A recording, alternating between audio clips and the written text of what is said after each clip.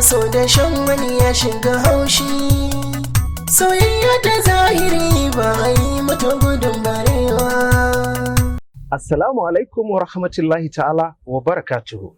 ‘Yan uwana masoya maza da mata na gida Najeriya da na sassan duniya baki ɗaya. Kamar dai yadda kuka sani, sunana Musa Precious, mamallakin waƙar gudun barewa. Ina mai ƙara baku haƙuri akan rashin ganin fuskata da kuma fitar muku sababbin waƙoƙi. Wanda ta sanadiyar hakan ne ya jawo muhawarori da kuma cece-kuce daban-daban ganin wasu fuskoki da dama da suka yi amfani da waƙar. Wanda da na yi niyyar ɗaukar mataki a kansu, amma sai na ga ai soyayya ce ta jawo mana haka. Duk da cewa waƙar tana da rijista da copyright da kuma dukkanin waƙoƙina. Albishir a gare ku masoyana.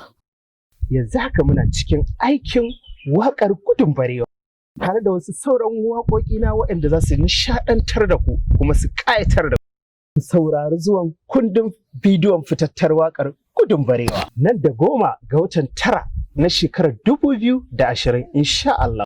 Manuwa masoyi ruwar tausasa lafazi ba.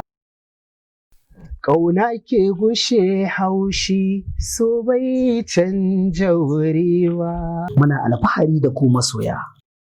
Ku danna subscribe sannan ku danna ƙararrawa a channel ɗinmu na YouTube wato Musa Precious domin samun sababbin waƙoƙin jarumin da